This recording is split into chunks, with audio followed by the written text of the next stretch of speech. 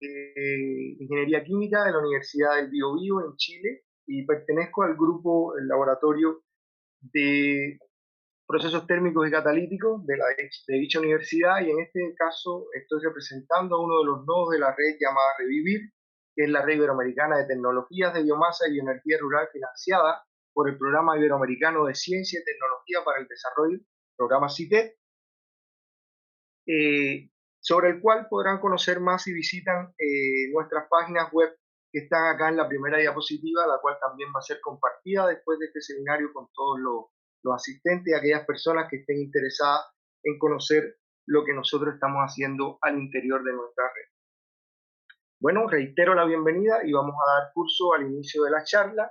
La charla tiene como título Nanopartículas de níquel y cobalto soportadas en aerogeles derivados de biomasa para la limpieza de gases de gasificación.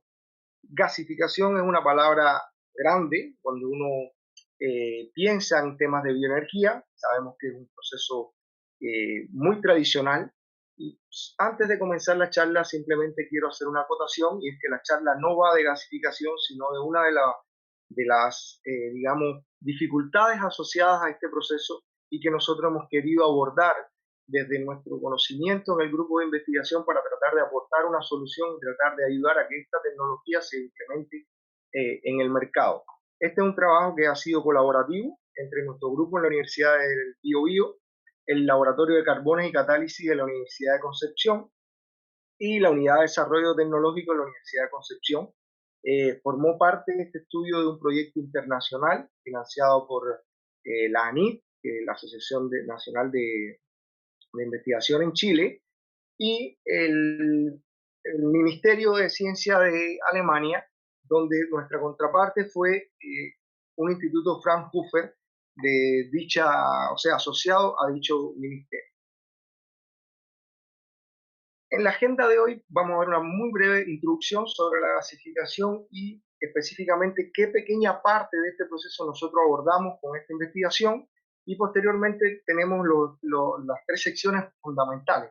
Una en la que tiene que ver con cómo nosotros preparamos nuestros materiales, las características sui generis de estos materiales que derivan de celulosa, y los vamos a aplicar a altas temperaturas con el objetivo de que tengan una función catalítica, que es algo que nosotros consideramos muy interesante y atractivo.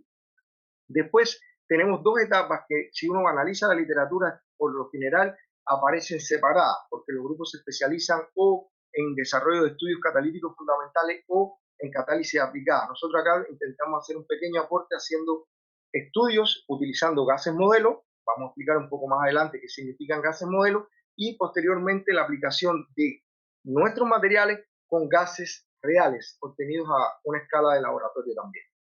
Y finalmente emitiremos algunas conclusiones sobre los resultados que obtuvimos, pero también sobre los desafíos que tiene desarrollar este tipo de estudios sobre los procesos de gasificación. La gasificación, en muy simples palabras, es la conversión por oxidación parcial a temperaturas elevadas de una alimentación que contiene preponderantemente, si hablamos de la biomasa, carbono. También puede contener azufre, puede contener otros elementos que son combustibles, pero si estamos hablando de biomasa, fundamentalmente la gasificación se encarga de convertir la fracción carbonosa en una corriente gaseosa. Esa corriente gaseosa en la literatura se maneja con diferentes nombres. Uno la puede encontrar en inglés como producer gas o gas pobre, uno la puede encontrar también como gas de síntesis, y esas clasificaciones dependen de la composición del gas y de algunas propiedades de él, como por ejemplo su poder calórico. La gasificación no es un proceso nuevo, es un proceso que podríamos marcar su inicio en el año 1659 y ha venido evolucionando. Y si uno analiza la línea de tiempo de la gasificación, la forma en que ha evolucionado se relaciona mucho con cómo se comporta el mercado energético. En la medida que hemos tenido más o menos crisis energética, la gasificación aparece como una solución alternativa. Esto impone un desafío, significa que no ha sido una tecnología capaz de establecerse con ventajas sobre otras comparativas en el mercado. Y podríamos enmarcar la fecha del año 2001 en el momento en que comienza a hacerse de manera más masiva y más intensiva el estudio de sistemas para producción de energía renovable basados en la gasificación. De hecho, si uno visita la página de la Agencia Internacional de Energía, puede encontrar que en la actualidad hay 80 proyectos operativos en Europa y la mayoría de estos proyectos están basados en el uso de la gasificación a pequeña o mediana escala para el aprovechamiento local de residuos. Ahora bien, ¿qué desafíos tiene estudiar la gasificación y hacerlo con estos, o aplicar la gasificación y hacerlo en estos tipos de sistemas a pequeña escala? Básicamente que los sistemas de gasificación no usan el gas directamente, sino que necesitan de otros sistemas adicionales para limpiar ese gas. ¿Qué significa? Eliminar del gas ciertas impurezas, por llamarlo con un nombre general, que entre los aspectos más característicos que tiene es la presencia de compuestos aromáticos de múltiples anillos, que se conocen como alquitranes. También puede contener amoníaco en muy pequeñas cantidades, pero que también es un gas que puede provocar problemas en sistemas de combustión posteriores, por ejemplo, y algunos álcalis que podrían provenir de la propia ceniza de la biomasa que se esté tratando. Ahora, la eliminación de esos compuestos se puede hacer por diferentes vías, por vía física, por vía química. En nuestro caso, nosotros apoyamos o apostamos por seguir la ruta catalítica. ¿Por qué? Porque primeramente nos concentramos en una de las fracciones de estos compuestos contaminantes, que era la fracción que se conoce como los alquitranes, en inglés TARS, y como ustedes pueden ver acá, hay una composición típica de estos alquitranes, de la cual uno podría rescatar algunos elementos que se enlazan con la literatura, sobre todo para las personas que quieran trabajar esta área, que la hayan trabajado o que tengan estudiantes de doctorado o de pregrado incluso que se estén interesando en hacerlo a nivel analítico. ¿Por qué razón? Porque si uno mira la mayoría de los alquitranes o en una de las fracciones más importantes, son determinados compuestos característicos. Por ejemplo, el benceno, el tolueno, algunos otros aromáticos de un solo anillo y el naftaleno. Es por ello que cuando nos remitimos a la literatura, cuando se habla de gases modelos de gasificación para el estudio de la limpieza de la eliminación de alquitranes, la mayoría de los papers que uno se encuentra trabajan con estos tres compuestos. En algunos casos mezclados o en algunos casos con compuestos independientes.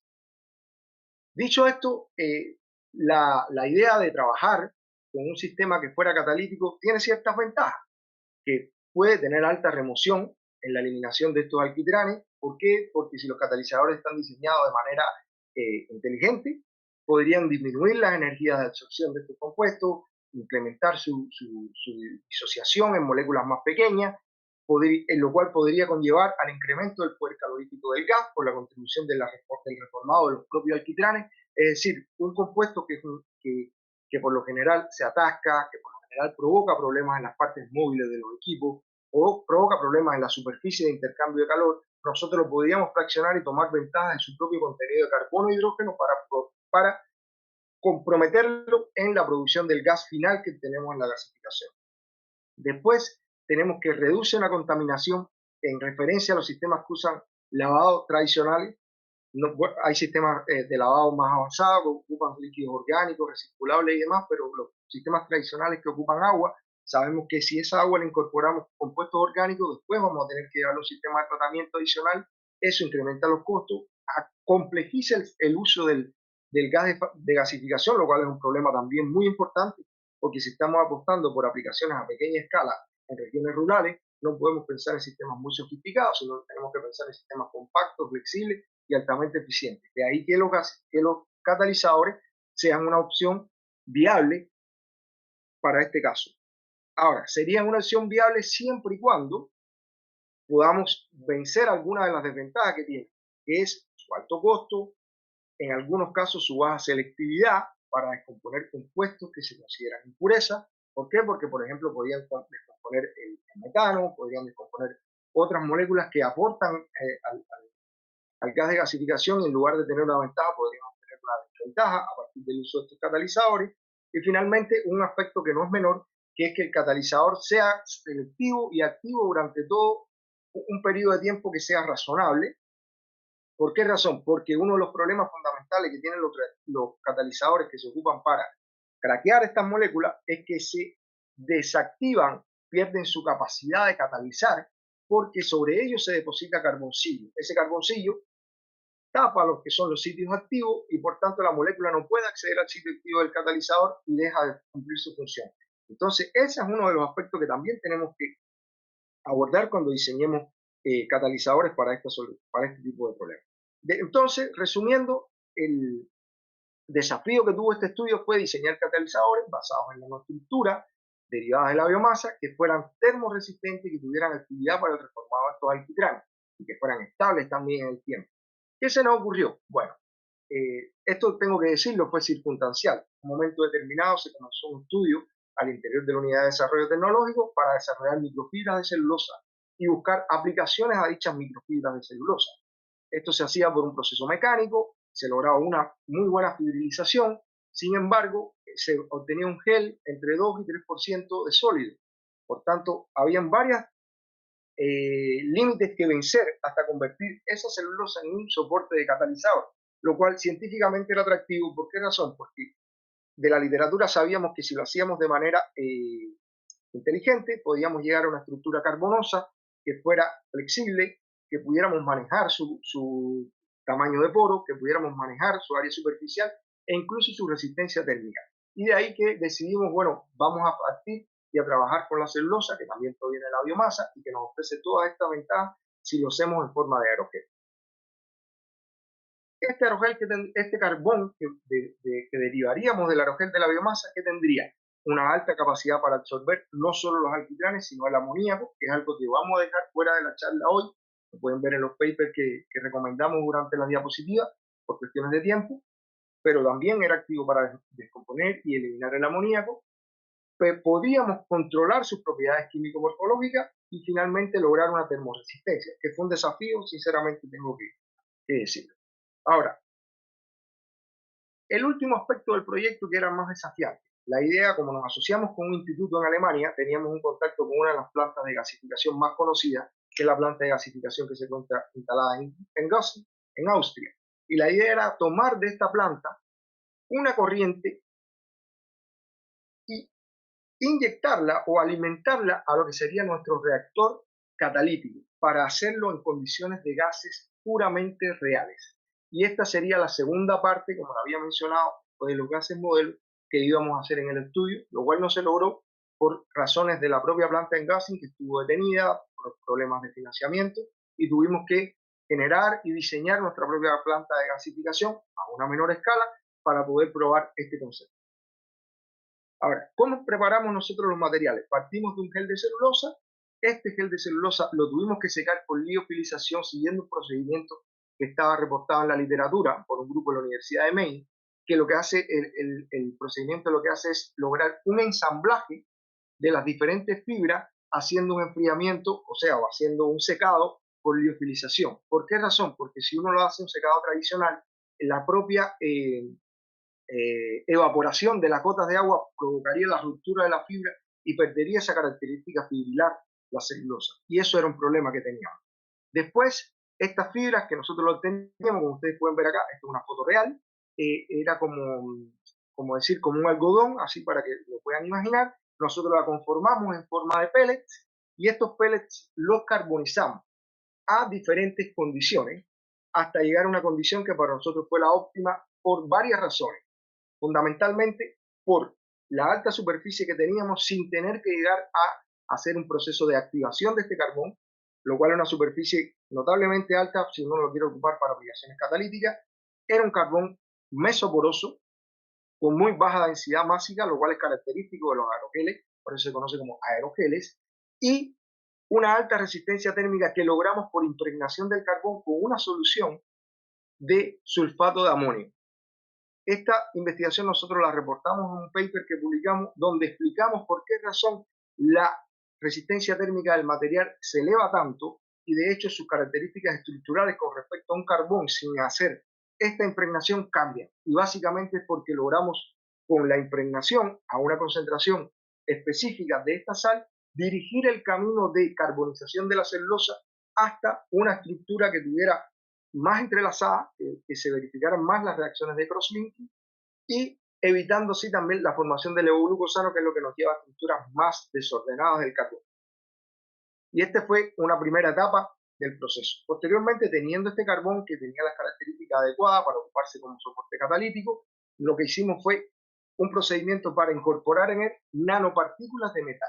Y ahora nos preguntamos, ¿por qué níquel y cobalto? Bueno, sabíamos que eran metales que tenían actividad para romper enlaces carbono-carbono, sabíamos que eran metales que se habían ocupado anteriormente en procesos de reformado, y por esa razón nosotros lo ocupamos como base para este estudio.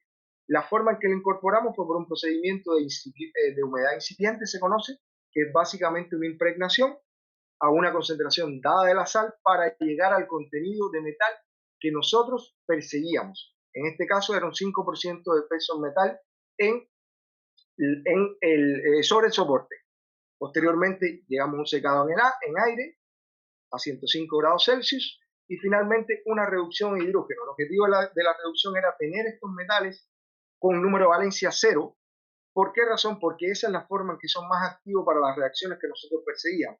Si teníamos óxidos metálicos, eso iba a ir en contra de la actividad catalítica de él para romper los alquitranes, las moléculas de alquitranes, los enlaces que en esta molécula que deberíamos romper durante el proceso de reformado e incluso de craqueo, y por tanto teníamos que tenerlo como especie metálica, grado valencia cero, y para eso hacemos un proceso de reducción en hidrógeno. Bueno, previo al proceso de reducción se hace un estudio para definir la temperatura, la velocidad de calentamiento, porque estos son parámetros que conllevan a controlar el tamaño y la distribución de las partículas que queremos. ¿Por qué razón? Porque cuando uno genera un catalizador o produce un catalizador, lo que quiere es que estén las partículas lo más dispersas posible en la superficie del catalizador, ¿cierto? Y esto, como uno lo puede controlar, es controlando varios parámetros durante la síntesis, que pueden ser desde la concentración de la sal que ocupamos en la primera etapa, pasando por el secado hasta llegando a las condiciones de reducción en corriente de hidrógeno. Así llegamos a los materiales que teníamos. Debo decir acá que los ocupamos en dos, digamos, presentaciones diferentes. Una de ellas era en forma de polvo y la otra en forma de pellets. ¿Por qué razón? Porque cuando nosotros el estudio lo escalamos a mayor tamaño de reactor, si ocupábamos un lecho en polvo, para lograr tener el mismo tiempo de residencia de los gases en el reactor, se generaba mucha pérdida de carga y por tanto tuvimos que llegar a hacer el conformado en forma de pellets, lo cual introdujo un desafío adicional, que era ver si en el pellet las partículas metálicas se depositaban de la misma manera o se distribuían de manera uniforme, al igual que lo logramos hacer en el polvo. Ahora, ¿qué características tenían las nanofibras de las que partimos? Bueno, que era básicamente celulosa y que tenían restos de metales. ¿Por qué? Porque proviene de una pulpa Kraft blanqueada. O sea, nosotros recuperamos una de las corrientes típicas de los procesos de celulosa.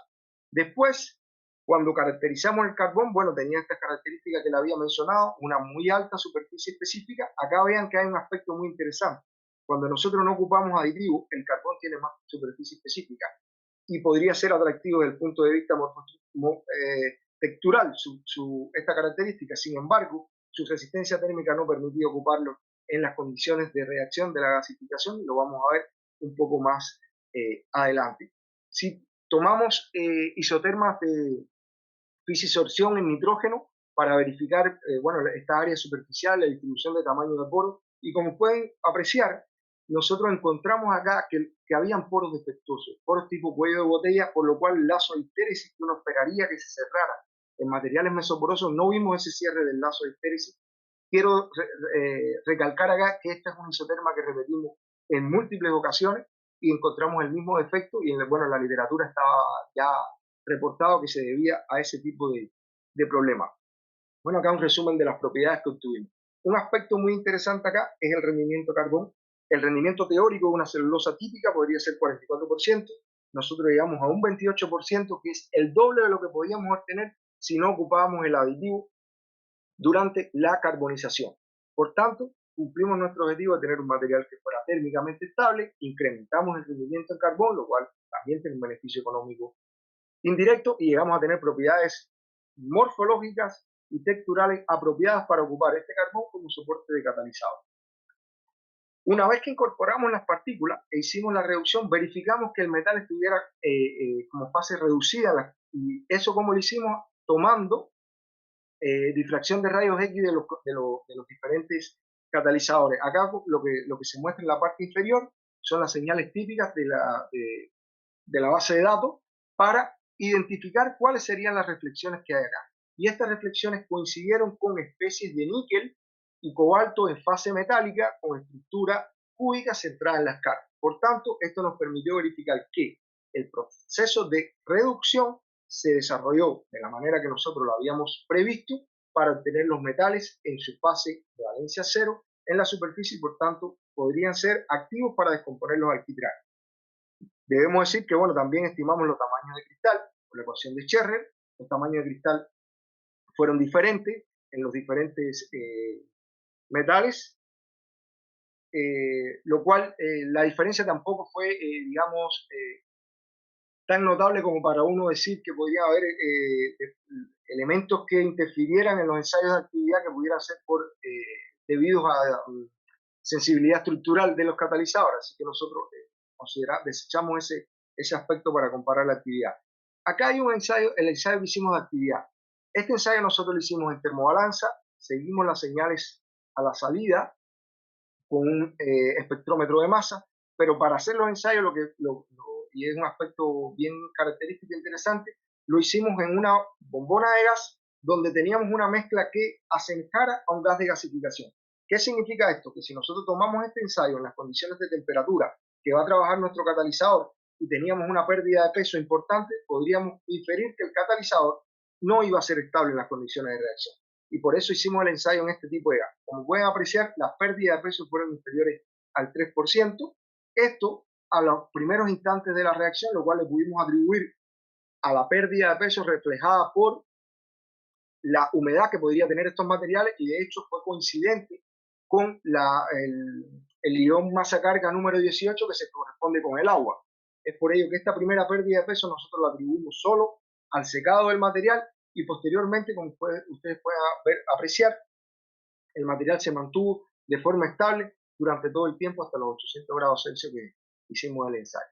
Entonces, verificamos que los catalizadores eran estables térmicamente a las condiciones de reacción. Y finalmente, otro aspecto que verificamos era que el metal se hubiera dispersado en la superficie del catalizador. Acá ustedes pueden ver los diámetros primeramente, la distribución que tiene es uniforme. Lo que ustedes ven más oscuro son las partículas metálicas y la parte más clara es el soporte, que es el carbón. Como ustedes pueden apreciar, son partículas con bordes bien definidos, lo cual en muchos casos se atribuye incluso indirectamente a que están en forma metálica. Los tamaños de partículas fueron medidos por el conteo de alrededor de 300 a 400 partículas en cada una de las micrografías que se tomaron, que fueron varias además, y en este caso fueron mucho más cercanos. Esta es una medida que para nosotros tiene más validez que la ecuación de Scherrer. Todos los que conocen el tema saben que la ecuación de Scherrer tiene limitaciones para estimar los tamaños de partículas, y por tanto nosotros acá tuvimos una medida de que teníamos un material térmicamente estable, bien distribuido en la superficie del catalizador, con tamaños de partículas similares y en fase metálica. Por tanto, estábamos listos para pasar a la siguiente etapa, que era evaluar su capacidad para remover alquitranes en gases muertos. Y esto lo hicimos visitando nuestra contraparte, que la Universidad el Instituto UMSICH de Frankfurt, en Alemania. Uno de nuestros estudiantes de tesis, Benjamín Arteaga, quiero darle todo el crédito por este experimento, hizo la visita en dicho instituto y desarrolló el estudio con gases modelo. Los gases modelo tenían una composición igual, similar a gases de gasificación, y se incorporaba la presencia de benceno y naftaleno, que como ustedes pudieron apreciar en las primeras diapositivas, son de los compuestos de mayor relevancia en el contenido de los alquitranes que provienen de gasificación de biomasa. En este punto, ¿qué pudimos encontrar? Bueno, para el níquel pudimos encontrar algo interesante. Ustedes pueden apreciar acá en la figura que desde los 750 hasta los 900 grados, la conversión de naftaleno fue aproximadamente el 100%. Y sin embargo, la conversión de benceno fue un poco menor. Y esto también está reportado en la literatura, porque el benceno resulta ser más difícil de convertir catalíticamente que el naftaleno. Es una molécula más estable en este caso. Y un aspecto también muy interesante acá es que, como ustedes pueden apreciar, a los 700 grados encontramos una pérdida de actividad. Y uno podría asociar esto, bueno, la pérdida de actividad podría estar porque se depone carbón y a esta temperatura es imposible removerlo. Sin embargo, cuando nosotros volvemos a elevar la temperatura de reacción a 900 grados durante el ciclo catalítico, que duró alrededor de 20 horas, vimos que el catalizador repuso su actividad. Por tanto, esto es un efecto que se lo atribuimos directamente a la temperatura como un efecto cinético. Tuvimos un comportamiento similar en el cobalto con diferentes, digamos, niveles de conversión, eh, fundamentalmente a estas temperaturas inferiores, que obviamente cuando uno más puede ver el efecto de los catalizadores, y esto se lo atribuimos básicamente a diferencias en las energías de activación aparente. Es por ello que en un segundo paso en esta investigación hicimos una deducción cinética simple, aproximando la cinética de conversión a una cinética de primer orden, y para ello encontramos que evidentemente teníamos diferencias en las energías de activación cuando, se pueden apreciar acá, en el caso del cobalto para cada uno de los dos alquitranes, y en el caso del níquel en la parte superior, y esto ocurría cuando ocupábamos metales de diferente naturaleza. Ahora, los valores de energía de activación que tuvimos están en línea o en el mismo nivel de lo reportado en la literatura, sobre todo para estos dos alquitranes que se han reportado bastante ampliamente en la literatura, y de hecho propusimos un mecanismo, lo cual fue un atrevimiento, tengo que decirlo, porque esto de hacer una propuesta concisa de este mecanismo requiere estudios más profundos, posteriores, pero basado en los resultados que tuvimos y en los reportes de la literatura, propusimos un mecanismo donde podría estar implicada la formación de hollín en el proceso, el cual podría limitar incluso la actividad catalítica. Esos pasos todavía no los pudimos verificar en esta investigación, es algo que después intentamos hacer con otros estudios, y hasta aquí lo que pudimos encontrar es que los catalizadores eran activos para remover alquitranes cuando estos estaban en gases modelo.